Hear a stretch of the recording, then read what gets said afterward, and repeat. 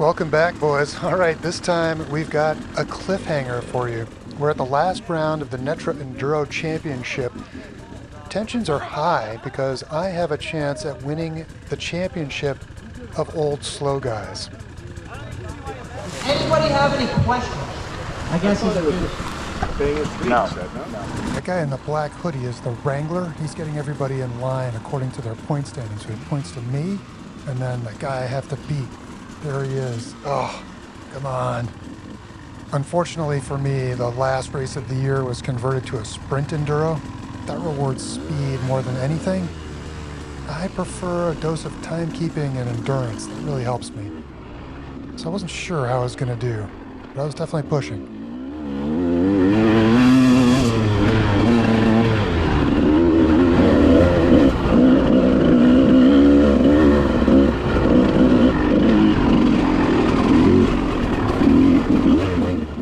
That was actually very close, but I had to kind of throw caution to the wind, just push.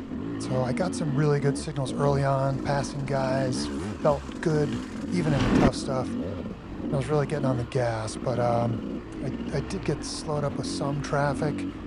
Couldn't make the passes quickly. It was frustrating. I was trying to strike the little more aggressive balance than usual between pushing hard and not crashing. So I was risking a little bit more than I usually do and pushing further into my heart rate. So that was section 1. Section 2, I think actually was a little more technical than section 1. Some real testing stuff in here. You can go whenever. Good. There you go.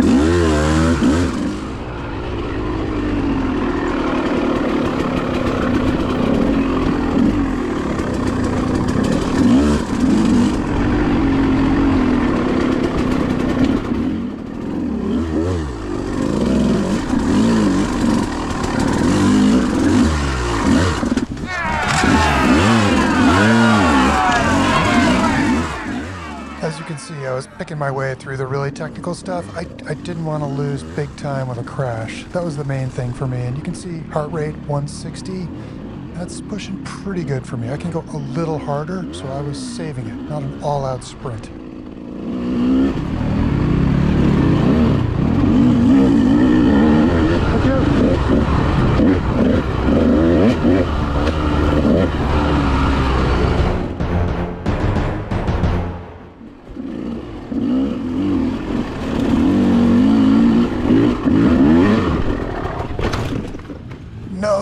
No, this is exactly what I didn't want to have happen.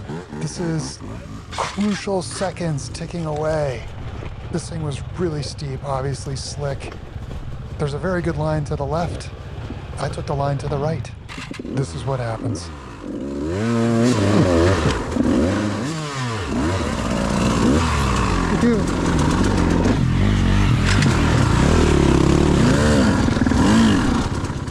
Well, that was obviously a major disaster. Cost me many seconds and also spiked my heart rate. So I kind of had to let that settle a little bit, otherwise I was just going to burn out. This guy let me by, which I appreciate, and then it was just like, just get back on it.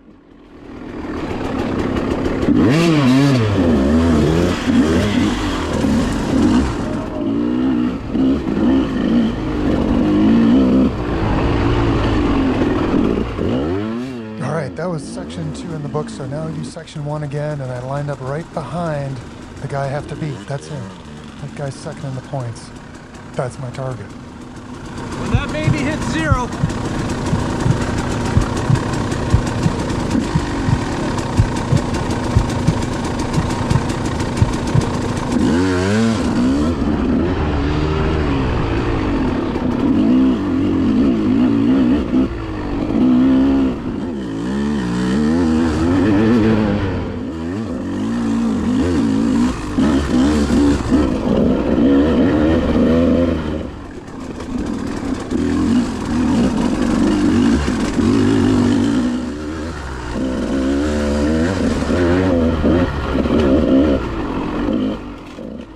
comes across on the GoPro, but what a beautiful course. And man, I was pushing hard, but I really was having a lot of fun. And in my mind, I was achieving all my goals.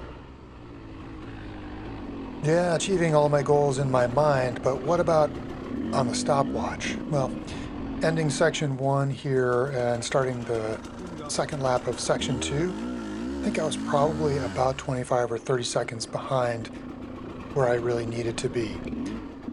Through the technical stuff, I was getting better, getting faster since I learned some lines, but I'm guessing everybody else was getting faster too.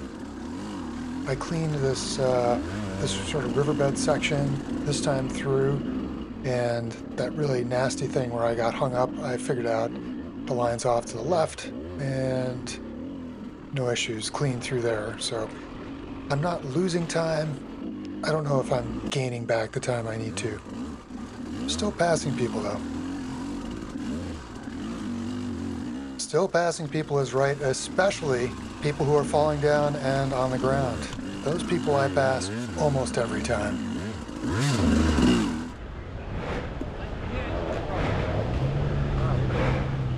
Yeah, I was catching my breath, and then at a certain point I remembered I've got plenty of time to do this lap. I could actually run back to the truck and get a little something to drink.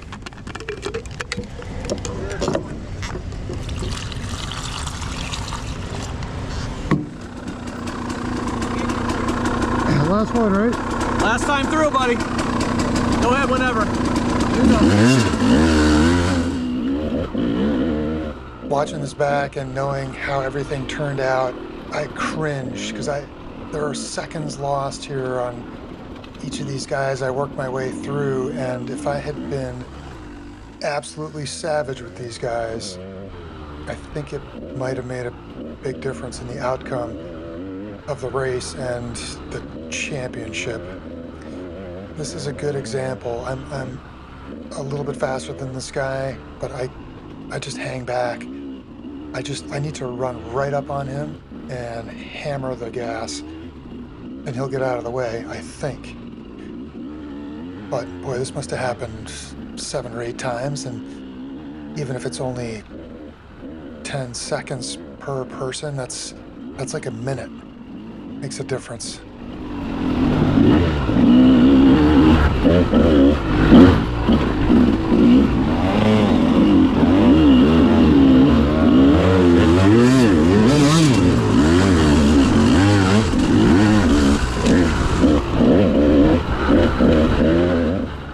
So I guess that's kind of a painful lesson learned. And of course, something like that would happen, and I'd follow it up with something awesome like this.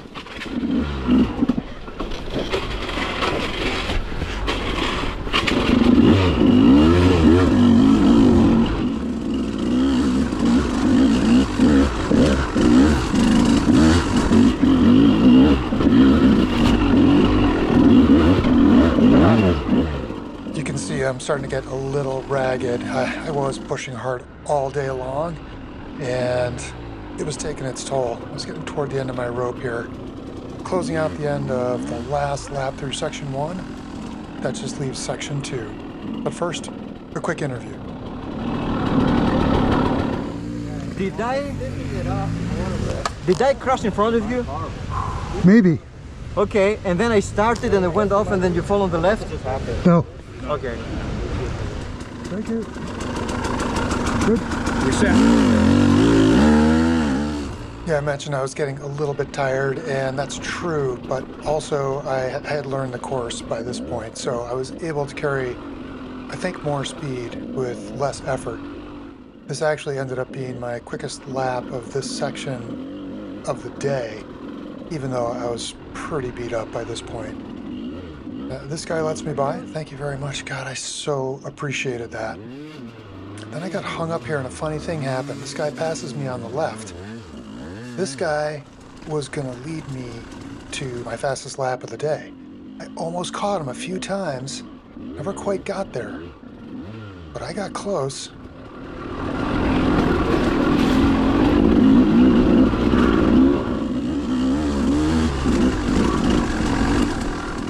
You can see here he actually turns around to try to get a quick glimpse of me, so he knows I'm there, and in each of these shots you can see him at the very, very top of the shot. He's there, just in the distance.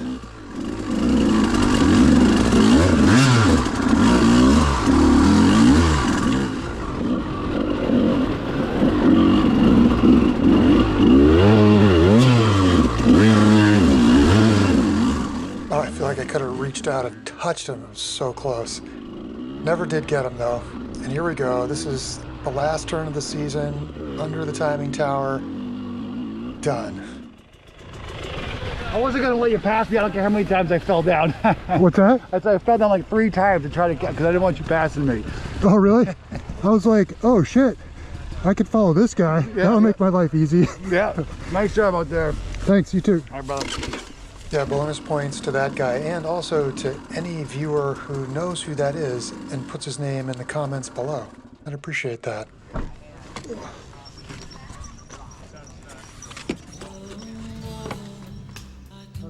Well, boys, I rode my heart out.